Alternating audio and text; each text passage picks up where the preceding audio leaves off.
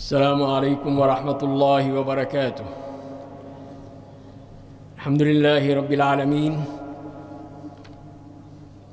والصلاة والسلام علی سید المرسلین وعلی آلہ وصحبہ اجمعین۔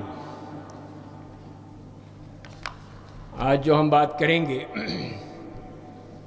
وہ اس آیت کی روشنی میں ہے کہ جس میں ارشاد باری تعالی ہے، بعد اعوذ باللہ من الشیطان الرجیم الذی خلق الموت والحیاة لیبلوکم ایکم احسن عملا، کہ وہ ذات جس نے موت اور زندگی کو پیدا کیا ہے تاکہ وہ ہمارا امتحان لے کہ ہم میں سے اچھا عمل کرنے والا کون ہے۔ ایکم احسن عملا، تو یہ ہے اللہ تعالیٰ کی طرف سے یہ امتحان ہے ہمارے لیے، اس دنیا میں بھی اور آخرت میں بھی امتحان ہوں گے۔ اور یہ امتحان جو کہ اس دنیا میں ہے وہ تو آپ کے سامنے ہے، ہم پہ مختلف آزمائشیں آتی ہیں، مختلف قسم کے ابتلا ہوتی ہے، امتحان ہوتا ہے، تو اس میں ہمیں یہی کہا کہ جو بھی صبر کرے گا وہی کامیاب رہے گا۔ تو یہ کامیابی اسی وقت ہوتی ہے جب آدمی اس ابتلا میں، امتحان میں صبر کرتا ہے، برداشت کرتا ہے۔ اس کے بعد پھر جب اس دنیا سے جانے لگتا ہے تو اس کا ایک اور امتحان شروع ہو جاتا ہے۔ تو یہ امتحان کیا ہوگا، کیسے ہوگا، اسی پر ہی ہم بات کریں گے۔ اور اس امتحان میں اللہ تعالیٰ نے کوئی سیکرٹ پرچہ نہیں رکھا، جسے ہم اپنے اسکولوں میں، کالجوں میں، یونیورسٹیوں میں جتنے بھی پرچے ہوتے ہیں امتحانات کے، وہ خفیہ ہوتے ہیں، سیکرٹ ہوتے ہیں، لیکن اللہ تعالیٰ نے یہ سب اوپن کر دیا ہمارے لیے۔ وہ سوالات پہلے ہی سے بتا دیے تاکہ ہم اس کے ذریعے سے اپنی تیاری کر لیں۔ جب یہ تیاری ہوگی تو یقیناً آپ کامیاب ہوں گے، یقیناً اللہ تعالیٰ کے ہاں وہ کامیابی نصیب ہوگی۔ لیکن اگر آپ نے اس کی تیاری نہ کی اور اسی دنیا کو ہی اپنا اصل مقصد سمجھا، آخرت کو بھول گئے، تو پھر مشکل ہو جائے گی۔ پھر اللہ تعالیٰ کے ہاں اس رزلٹ میں، اس امتحان میں پاس ہونا اور اچھا رزلٹ آنا بہت ہی مشکل ہو جائے گا۔ تو یہ امتحان جو ہمارا شروع ہو جاتا ہے کہ جب ایک مرنے والا قبر میں جاتا ہے تو وہیں پہ دو فرشتے آتے ہیں اور اس مردے کو بٹھاتے ہیں، بٹھا کر اس سے 3 سوالات کرتے ہیں۔ یہ پہلا امتحان ہے، اور اس کا پرچہ کیا ہے؟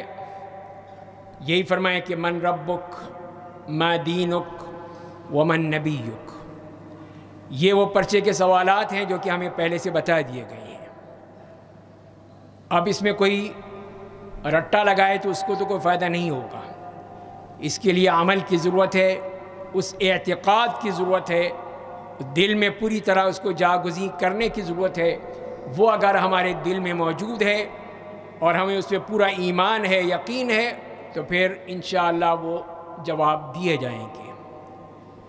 جیسے کہ نبی کریم صلی اللہ علیہ وسلم نے یہی فرمایا ہے کہ جب ایک مومن ہوتا ہے، ایک مومن جس کا اللہ پہ یقین ہے، نبی کریم صلی اللہ علیہ وسلم پر یقین ہے، مکمل ایمان ہے، اور وہ اسلام پر عمل کرنے والا ہے، تو جب اس سے پہلا سوال پوچھا جائے گا کہ من ربک، تیرا رب کون ہے، تو ایک مومن بڑی شان سے کہے کہ ربی اللہ، میرا رب اللہ ہے، اسے کوئی تردد نہیں ہے، کوئی شک نہیں ہے، وہ بلا کسی خوف و خطر کے کہہ دے گا کہ ربی اللہ، میرا رب اللہ ہے۔ دوسرا سوال یہ ہوگا کہ وما دینک، کہ تیرا دین کیا تھا، کہ جب یہ سوالات پوچھے جائیں گے کہ من ربک، تیرا رب کون ہے، ما دینک، تیرا دین کیا تھا، من نبیک، تیرا نبی کون ہے، تو مومن ہے جو فر جواب دے گا کہ ربی اللہ، دینی الاسلام، نبی محمد صلی اللہ علیہ وسلم۔ تینوں جواب صحیح ہو گئے، پاس ہو گیا۔ تو اسی لیے جیسے نبی کریم صلی اللہ علیہ وسلم نے فرمایا کہ اس کے لیے پھر اللہ تعالیٰ کی طرف سے اعلان آ جاتا ہے کہ اس کا نام علیین میں لکھ دو، جنت سے اس کا بستر بچھا دو، جنت سے کھڑکی کھول کے اس کو ہوائیں پہنچا دو، اس لیے کہ یہ پاس ہو گیا۔ یہ پہلا وہ اس کا انٹری ٹیسٹ تھا، اس کی انٹری کے لیے کہ جنت میں جانا ہے اس نے، تو یہی اس کی پاس ہونے کی بات ہے کہ وہی چیز جو اللہ نے اس کو بتائی تھی پوری زندگی میں اس نے عمل کیا، جو ہمارے ہاں ختم ہو چکا ہے، صرف ہم نے نمازوں کو ہی سمجھا ہے، باقی عمل سب چھوڑ دیے ہیں۔ تو یہی چیز ہے کہ جو کہ وہاں پوچھی جا رہی ہے، اور اس کے مقابلے میں وہ شخص جس نے کبھی دین کے بارے میں سوچا ہی نہیں ہے، بس اس دنیا میں آ گئے، بس ٹھیک ہے چل رہا ہے، کھاؤ پیو مزے کرو، جانوروں کی طرح۔ جانور ان سے بہتر ہوتے ہیں، اور وہ یہ سمجھتے ہیں کہ بس ہمارا یہی کہ ہم کھائیں پئیں مر جائیں، اس کے علاوہ کچھ نہیں۔ تو ایسے ہی وہ لوگ ایک تو وہ کافر ہیں، مشرک ہیں، منافق ہیں، ملحد ہیں، ایک وہی مسلمان جو پوری طرح اس پر یقین نہیں رکھتے ہیں، ان کا معاملہ بھی یہی ہے کہ جب ان سے یہ سوالات ہوں گے تو انہوں نے پوری اپنی زندگی میں کبھی غور نہیں کیا، کبھی اس پرچے پہ غور نہیں کیا کہ یہ پرچہ بھی حل کرنا ہے۔ تو ان سے جب کہا جائے گا تو وہ یہی کہے گا کہ ہائے ہائے مجھے کچھ نہیں پتا، مجھے کچھ نہیں معلوم، میں نہیں جانتا میرا رب کون ہے، مجھے نہیں معلوم میں کس دین کا ہوں، مجھے نہیں معلوم کہ میرے پاس کون آیا تھا، کچھ پتہ نہیں، میں نے تو جو لوگوں سے سنا وہی کہہ دیا بس۔ اس لیے کہ ساری زندگی کبھی نہ قرآن پڑھنے کی توفیق ہوئی، نہ نبی کریم صلی اللہ علیہ وسلم کی سنت کو جاننے کی توفیق ہوئی، صرف یہی سمجھتا رہا کہ بس یہ دنیا عیاشی کا ہی نام ہے، عیش و عشرت کا ہی نام ہے، تو ظاہر ہے کہ پھر وہاں پہ وہ کیا بولے گا۔ تو لہذا پھر یہی دیکھ لینا چاہیے کہ ہم نے اس دن کے لیے، اس پرچے کے لیے تیاری کی ہے، اور پھر نبی کریم صلی اللہ علیہ وسلم اسی لیے جب میت کو دفن کر دیا جاتا تھا تو یہ فرمایا کرتے تھے کہ استغفروا لأخیکم وسلوا له التثبیت فإنه الآن يسأل، کہ آپ کہتے تھے سب لوگوں سے جو وہاں موجود ہیں کہ اپنے بھائی کے لیے استغفار کرو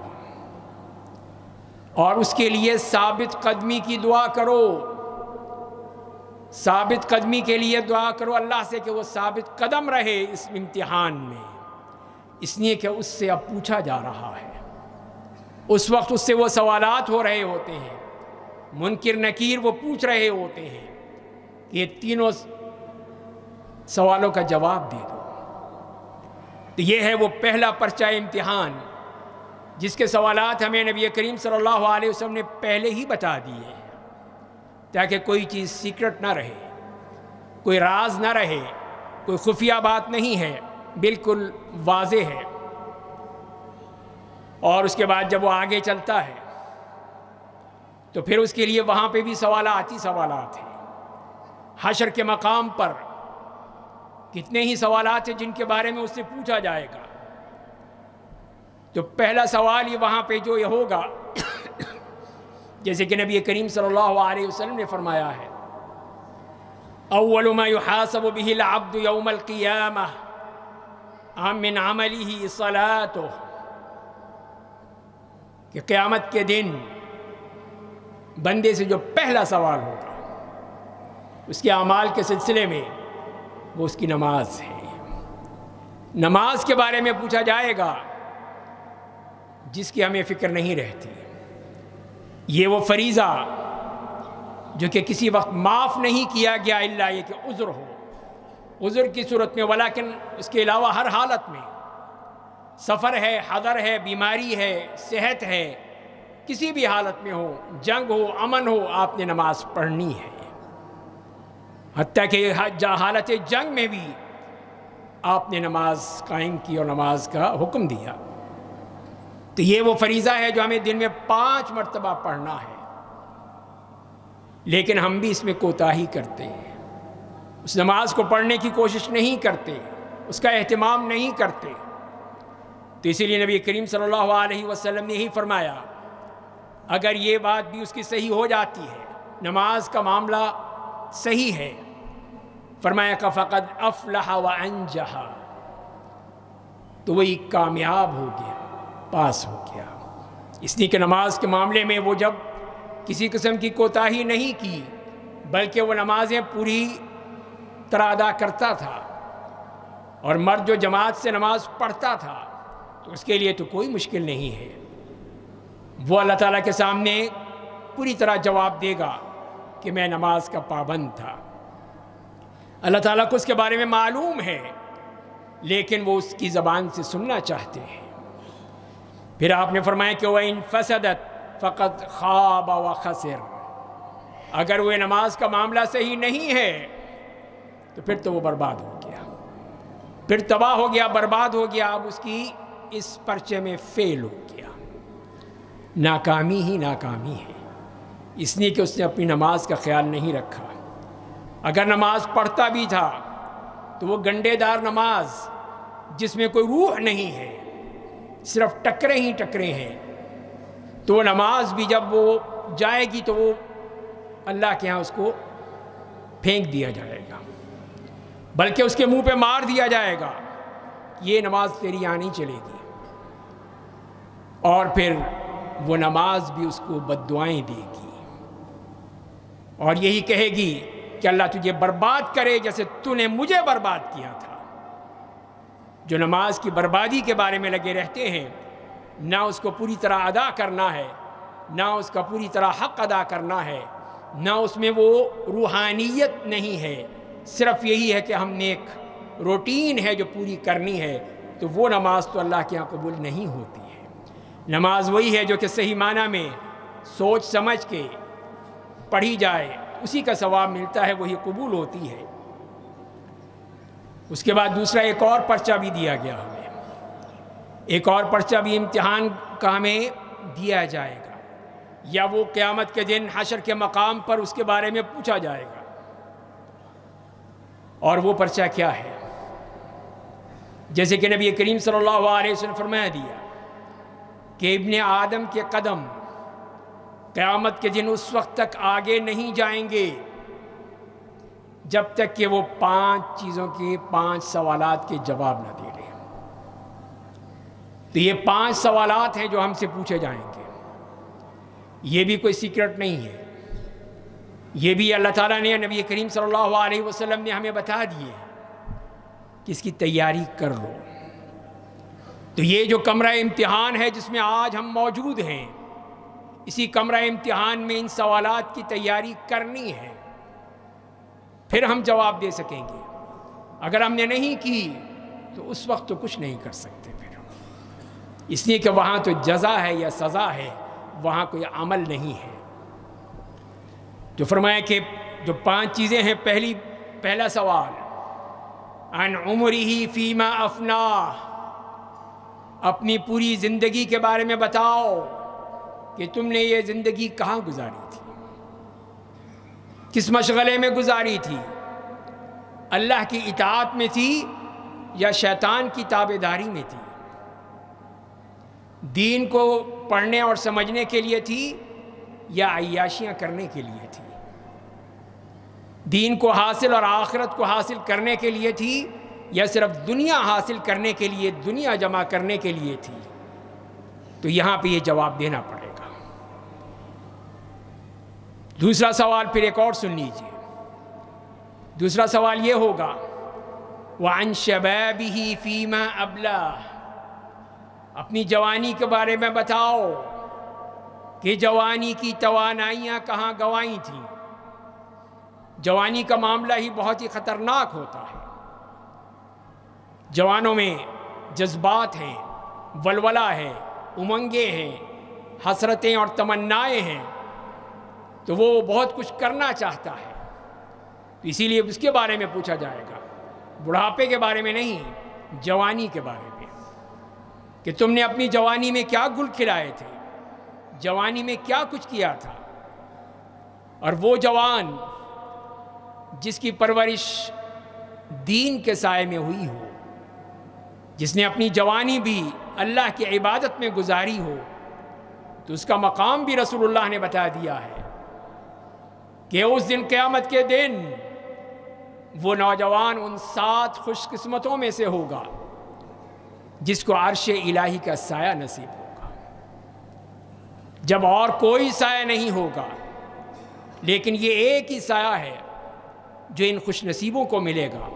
ان میں خوش نصیب وہ نوجوان ہے جس کی یہ جوانی بے داغ ہے، کوئی اس کے اوپر دھبا نہیں، کوئی اس پر کوئی غلط بات نہیں، اپنے ہر عمل میں انتہائی نکھرا ہوا، اس جوان کے لیے کتنا اونچا مقام بتا دیا۔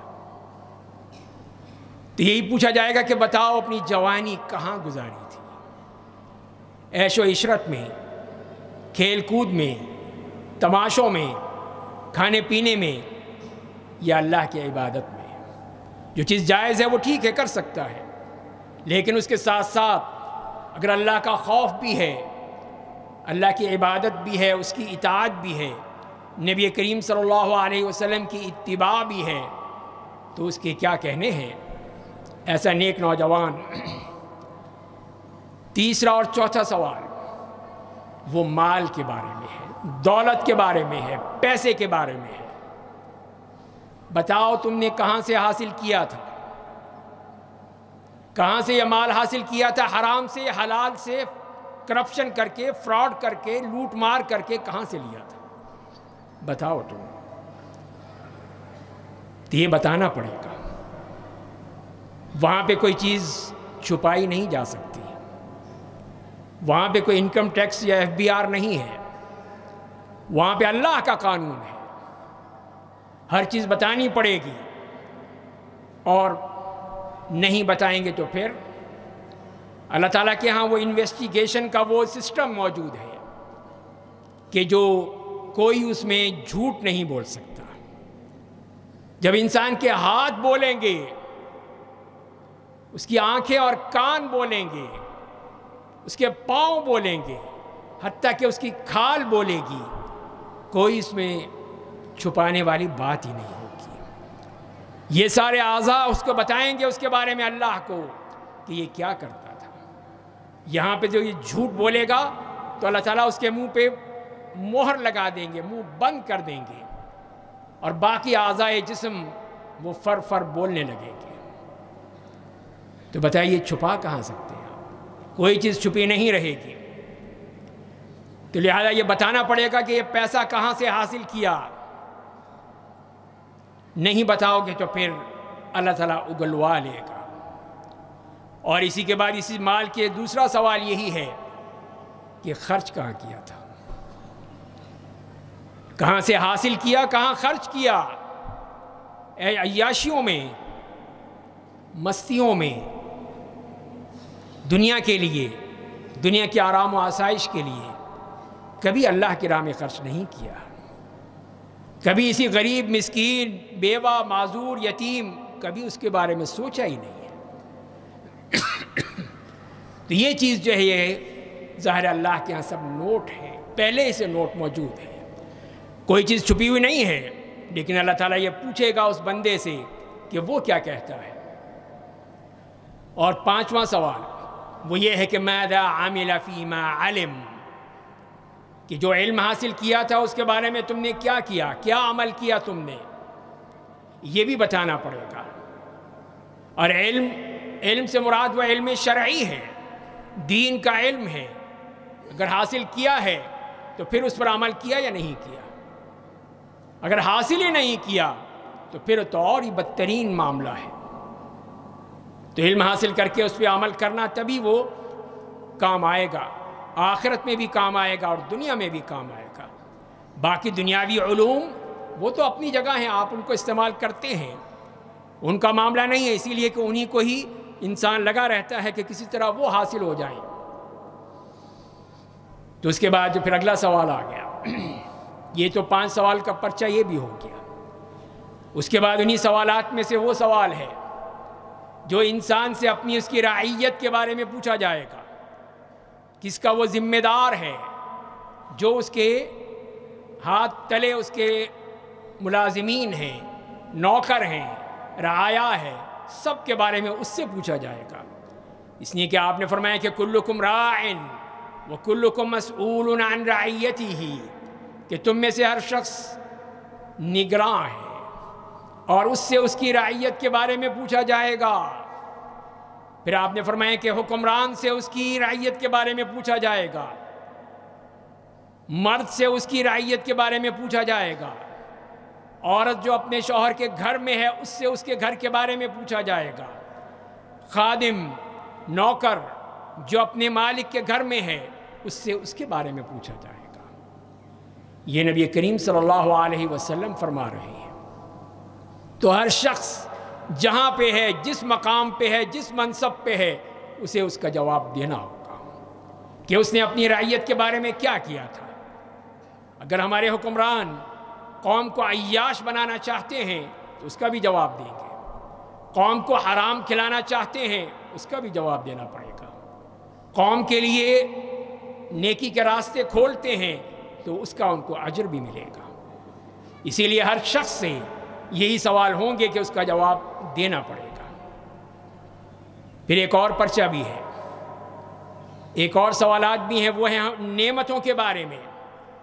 ثم لتسألن يومئذ عن النعیم، اس دن تم ان نعمتوں کے بارے میں پوچھے جاؤ گے کہ اللہ نے کتنی تمہیں نعمتیں دیں، کیا کچھ نہیں دیا، تمہیں زندگی دی، تمہیں صحت دی، تمہیں کھانے پینے کی فراوانی دی، تمہیں ہر طرح کے سکون و اطمینان دیا، اور سب سے بڑا کہ تمہیں مسلمان بنایا، اسلام جیسی دولت تمہیں دی، اور ایک مسلمان ملک تمہیں دیا تاکہ تم اسلام پہ عمل کر سکو۔ تو یہ اللہ کی وہ نعمتیں ہیں جن کے بارے میں سوال ہوگا کہ تم نے کیا کیا تھا، ان نعمتوں کے حوالے سے تم نے کیا عمل کیا، کس طرح کیا، اس کا جواب دینا پڑے گا۔ اس کی مثال اسی طرح ملتی ہے کہ نبی کریم صلی اللہ علیہ وسلم اور آپ کے ساتھ سیدنا ابو بکر صدیق اور سیدنا عمر بن الخطاب رضی اللہ تعالی عنہما، وہ ایک دفعہ بھوک کی وجہ سے نکلے کہ کہیں جا کے کھانا کھا لیں، تو ایک صحابی ہیں ابو الہیثم، ان کے گھر گئے، وہاں پہنچے تو معلوم ہوا کہ ان کی بیگم موجود ہیں، وہ خود پانی بھرنے گئے ہوئے ہیں۔ وہ خاتون بہت ہی خوش ہوئی، انتہائی خوش، کہ آج تو سارے شمس و قمر ان کے ہاں آ چکے ہیں۔ اتنی خوشی کہ نبی کریم صلی اللہ علیہ وسلم خود تشریف لائے ہیں۔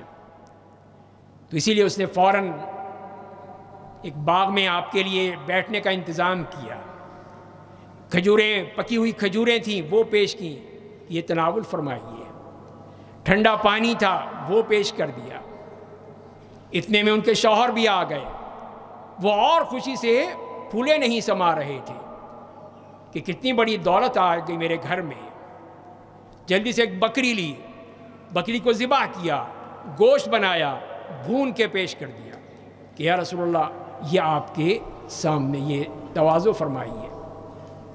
تو یہ دیکھ لیجئے کہ کیا کچھ نعمتیں مل گئی، گھر سے نکلے تھے بھوکے تھے، کہ اللہ تعالیٰ نے کیا کچھ دے دیا، سایہ دار جگہ بھی دے دی، کھجوریں بھی دے دی، ٹھنڈا پانی بھی دے دیا، گوشت بھی دے دیا۔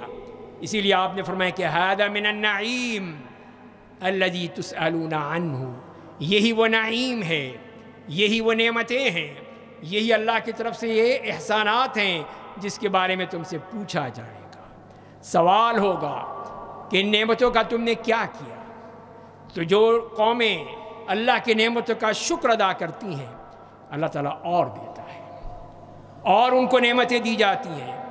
وَلَئِن شَكَرْتُمْ لَأَزِيدَنَّكُمْ، اللہ کا وعدہ ہے اگر تم شکر کرو گے تو میں تمہیں اور دوں گا۔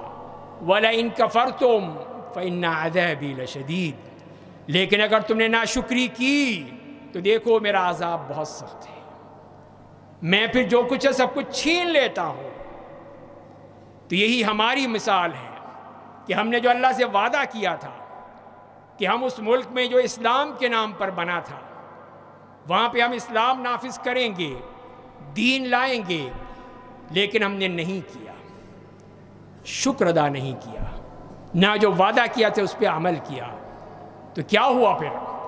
آدھا ملک ہمارے ہاتھ سے نکل گیا، جو آدھا باقی ہے وہ بھی ہم صحیح معنی میں اس کو سنبھال نہیں سکتے ہیں، نہ اس میں کوئی دین نافذ کیا، نہ دنیا میں کامیاب ہوئے، خسرت دنیا والآخرہ۔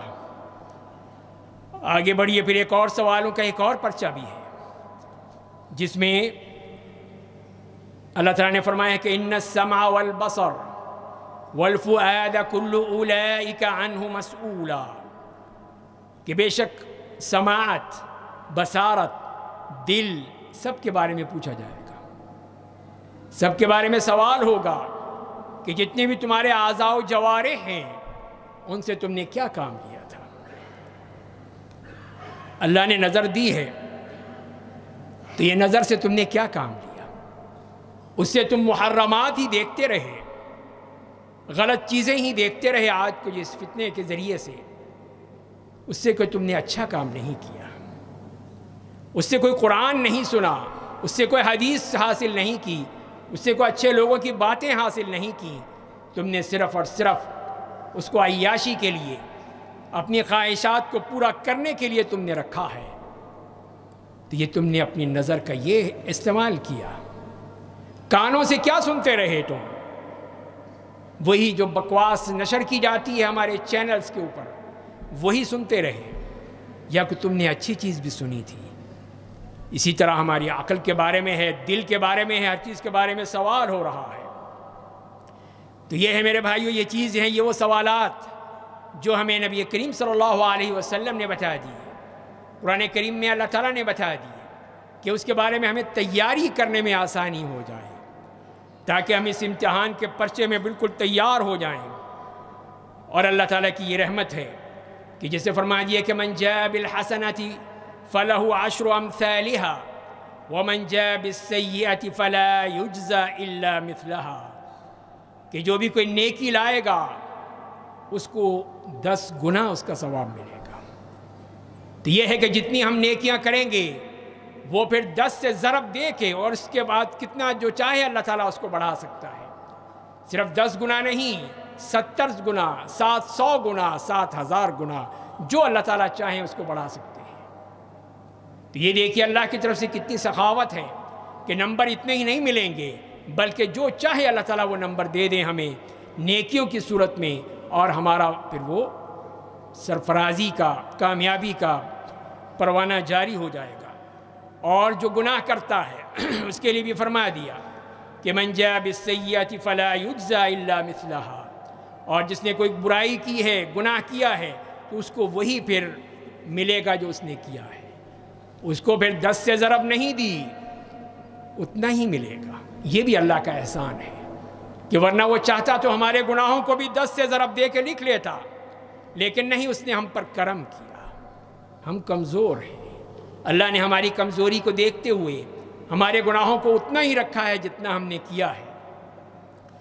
تو بہرحال اس میں اگر یہی ہے کہ اگر کوئی اس پرچے میں، اس امتحانات میں پاس ہو جاتا ہے تو اسی کے لیے پھر وہ جنت کا مقام ہے، جنت کا انعام ہے، وہاں پہ ہر قسم کی نعمتیں ہیں، اس میں وہ کچھ ہے جو کسی آنکھ نے نہ کبھی دیکھا ہے، نہ کبھی کسی کان نے سنا ہے، نہ کسی کے دل پہ اس کا گزر ہوا ہے، وہ چیزیں ہیں جو تصور سے بھی بالا ہے۔ تو وہ اللہ اس کو دے گا، اس کامیاب شخص کو جو ان امتحانات میں بالکل 100% نمبر لیتا ہے، پورا نمبر لینے ہیں، اس میں کسی قسم کی کوئی بھی گنجائش نہیں ہونی چاہیے۔ اور اس کے مقابلے میں جو کامیاب نہ ہو سکا، ناکام رہا، فیل ہو گیا، تو اس کے لیے آپ جانتے ہیں کہ اس کا پھر ٹھکانہ کہاں ہوگا، وہی جہنم ہے۔ اور پھر اس سے پہلے کہ یہ ہم کہیں کہ یا لیتنی قدمت لحیاتی، کاش میں نے اپنی زندگی کے لیے کچھ پیش کیا ہوتا، اس سے پہلے کچھ کر لو۔ اس سے پہلے اگر اپنا کوئی توشہ آپ نے بھیج دیا اپنے رب کی طرف تو اسی کا فائدہ ہوگا، وہی چیز آپ کے کام آئے گی۔ لیکن اگر وہ نہیں بھیجا تو پھر بتائیے کہ پھر کہاں سے لائیں گے؟ وہاں تو کچھ نہیں مل سکتا۔ اسی لیے فرمایا کہ وہاں پہ یہی تمنائیں ہوں گی، حسرتیں ہوں گی، یا لیتنی قدمت لحیاتی۔ تو اسی لیے پھر ہمیں اس سے پہلے کہ ہم وہاں پہ ہمیں پیش کیا جائے آخرت میں اللہ کے سامنے، اس سے پہلے ہم اس کی تیاری کر لیں۔ واتقوا یوما ترجعون فیہ الی اللہ ثم توفی کل نفس ما کسبت وہم لا یظلمون۔ اور دوسری بات وہی ہے نماز استسقاء کے بارے میں کہ بارش نہ ہونے کی وجہ سے پورے ملک میں ایک پریشانی کا عالم ہے، کہیں وہ سموگ ہے، کہیں دھند ہے، کہیں اور کسی قسم کی پریشانیاں ہیں، ان کی وجہ سے کہیں بیماریاں بڑھ رہی ہیں، مشکلات ہو رہی ہیں، ہسپتال بھر رہے ہیں، اور اس کی ایک ہی وجہ ہے کہ اللہ تعالیٰ ہم پہ بارش برسا دے۔ لیکن یہی ہے کہ اللہ تعالیٰ ہمارے گناہوں کی وجہ سے بارش کو روک لیتے ہیں، اس لیے کہ جب ہم اپنے گناہوں میں بڑھتے چلے جاتے ہیں کبھی نہیں سوچتے کہ توبہ کر لیں، استغفار کر لیں۔ تو نبی کریم صلی اللہ علیہ وسلم یہی فرمایا ہے کہ اگر یہ جانور نہ ہوتے تو تمہیں بھی کچھ نہ ملتا، اللہ ان کی وجہ سے ہمیں بھی دے دیتا ہے کہ وہ تو بیچارے معصوم ہیں۔ تو اسی لیے انسان کے ان گناہوں کی وجہ ہی سے یہ مسائل ہوتے ہیں۔ فاستغفروا ربکم ثم توبوا الیہ فقلت استغفروا ربکم، اپنے رب کا استغفار کرو، اللہ سے اپنے گناہوں کی معافیاں مانگنے سے، تب اللہ کی طرف سے یہ آسانیاں آتی ہیں، تب اللہ تعالیٰ کی طرف سے یہ نعمتیں آتی ہیں، تبھی اللہ تعالیٰ کی طرف سے بارش برستی ہیں۔ تو یہی اللہ تعالیٰ سے ہم دعا یہی کریں گے کہ اللہ ہمارے گناہوں کو نہ دیکھ، ہمارے گناہ بہت ہیں لیکن اپنی رحمت کو دیکھ، تیری رحمت بے پایاں ہے، تیری رحمت کبھی ختم ہونے والی نہیں ہے، ہم تیرے ہی بندے ہیں، تجھی سے مانگتے ہیں، تو اپنی رحمت کے صدقے ہمیں بھی دے دے۔ تو یقیناً اللہ تعالیٰ ہماری دعاؤں کو سنے گا اور ہمارے لیے پھر وہ بارش کا بھی حکم دے دے گا۔ اللہ تعالیٰ ہمیں سمجھنے اور عمل کرنے کی توفیق عطا فرمائے۔ وآخر دعوانا ان الحمد للہ رب العالمین۔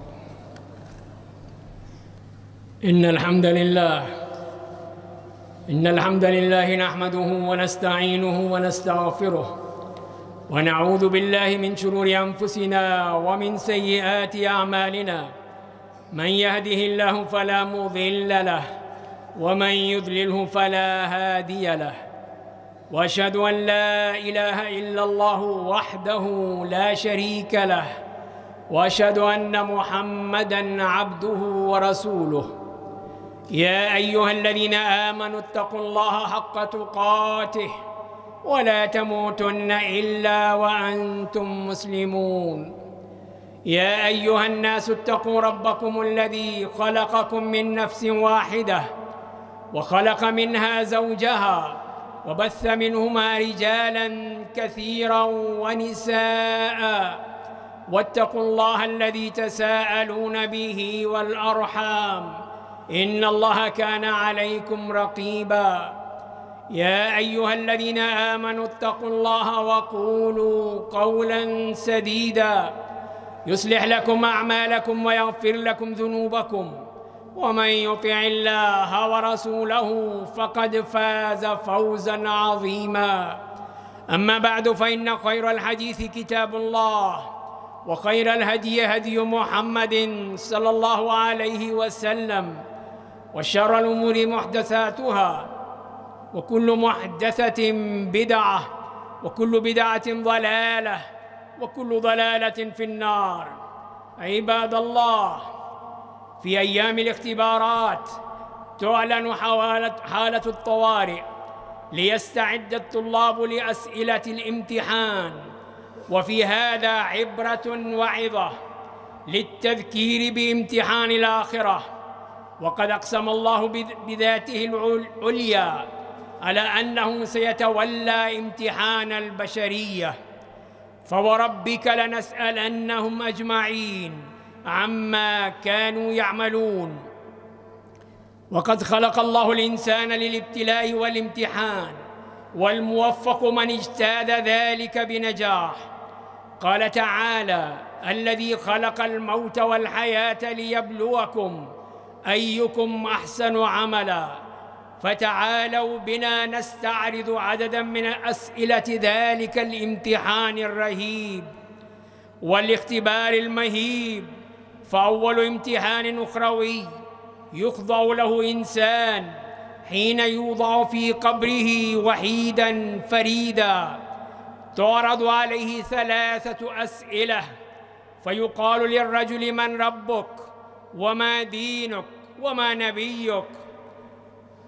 فيثبت الله الذين آمنوا بالقول الثابت في الحياة الدنيا وفي الآخرة، ويضل الله الظالمين. فيقول المؤمن: ربي الله وديني الإسلام ونبي محمد صلى الله عليه وسلم. وأما الكافر والمنافق فيقول: ها لا أدري، سمعت الناس يقولون شيئا فقلته. فيضرب بمطرقة من حديد فيصيح صيحة يسمعها كل شيء إلا الإنسان، ولو سمعها الإنسان لصعق. ولهذا كان النبي صلى الله عليه وسلم إذا فرغ من دفن الميت قال: استغفروا لأخيكم وسلوا له التثبيت فإنه الآن يسأل. ومن تجاوز هذه المرحلة من مراحل الامتحان فما بعدها أيسر منها. قال: إن القبر أول منازل الآخرة، فإن نجا منه فما بعده أيسر منه، وإن لم ينج منه فما بعده أشد منه. ومن أسئلة الامتحان النهائي السؤال عن الصلاة: هل حافظت عليها أم ضيعتها؟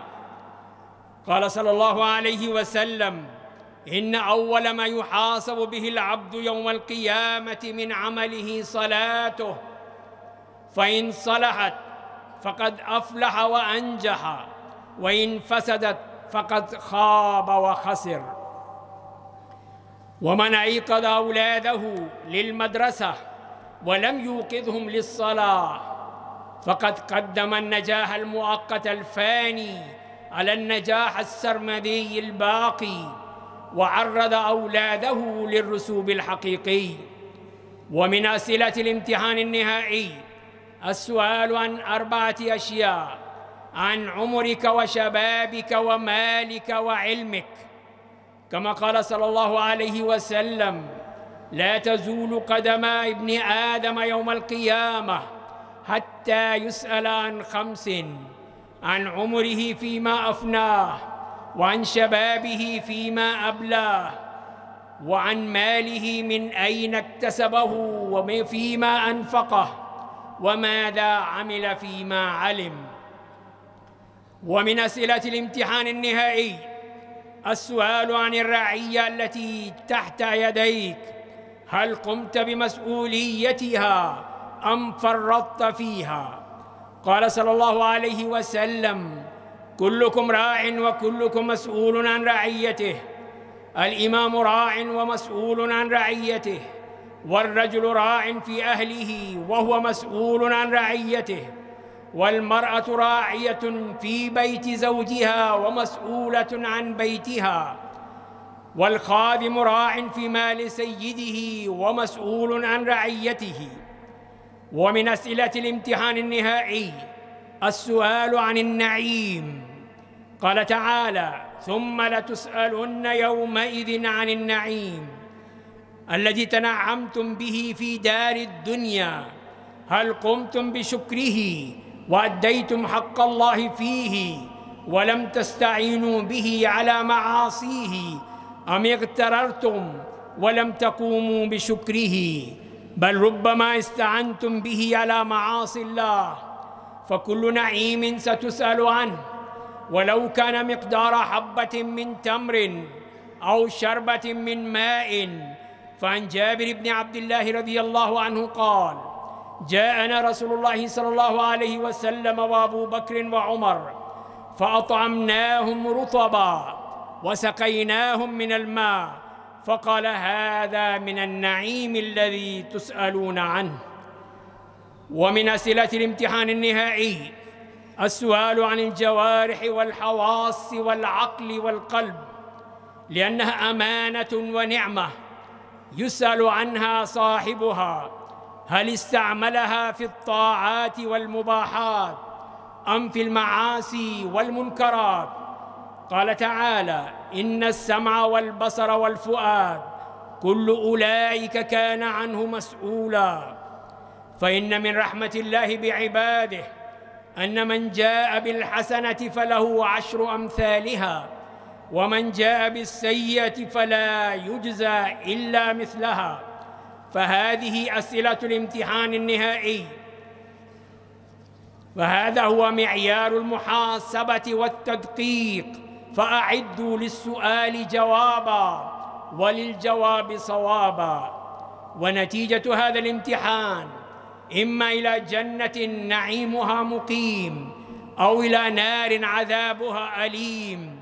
فبادر من الآن وخطط لمستقبلك الدائم، وأمن على حياتك في الآخرة قبل أن تقول يا ليتني قدمت لحياتي. وحاسبوا أنفسكم قبل أن تحاسبوا، وزينوا للعرض الأكبر على الله. يومئذ تعرضون لا تخفى منكم خافية. ومن حاسب نفسه في الدنيا خف في القيامة حسابه، وحذر عند السؤال جوابه، وحسن منقلبه ومآله. واتقوا يوما ترجعون فيه إلى الله ثم توفى كل نفس ما كسبت وهم لا يظلمون. أقول قولي هذا واستغفر الله لي ولكم ولسائر المسلمين من كل ذنب فاستغفروه إنه هو الغفور الرحيم.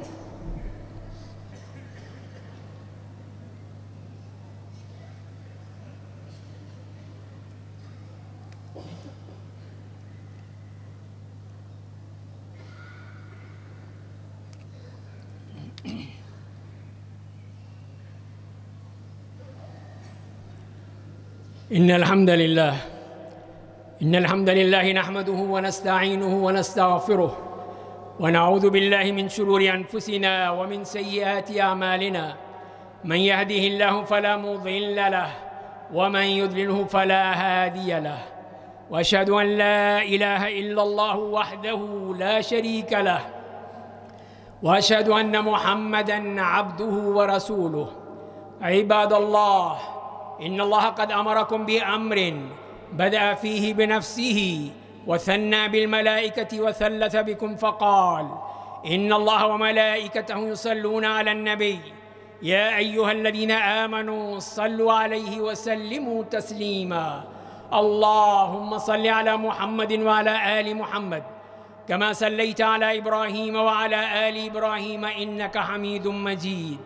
اللهم بارك على محمد وعلى آل محمد كما باركت على إبراهيم وعلى آل إبراهيم إنك حميد مجيد. وارض اللهم عن الخلفاء الأربعة أبي بكر وعمر وعثمان وعلي، وعن سائر أصحاب نبيك أجمعين، وعن التابعين ومن تبعهم بإحسان إلى يوم الدين، وعنا معهم بعفوك وكرمك وإحسانك يا أرحم الراحمين. اللهم أعز الإسلام والمسلمين، اللهم أعز الإسلام والمسلمين. اللهم انصر عبادك المستضعفين في كل مكان. اللهم أسقنا، اللهم أسقنا، اللهم أنزل علينا الغيث ولا تجعلنا من القانطين. اللهم إنا عباد من عبادك فلا تمنع عنا بذنوبنا فضلك. اللهم أغثنا، اللهم انزل علينا الغيث ولا تجعلنا من القانتين. عباد الله رحمكم الله، إن الله يأمر بالعدل والإحسان وإيتاء ذي القربى وينهى عن الفحشاء والمنكر والبغي، يعظكم لعلكم تذكرون. فاذكروا الله العظيم الجليل يذكركم، واشكروه على نعمه يزدكم، ولذكر الله أكبر والله يعلم ما تصنعون.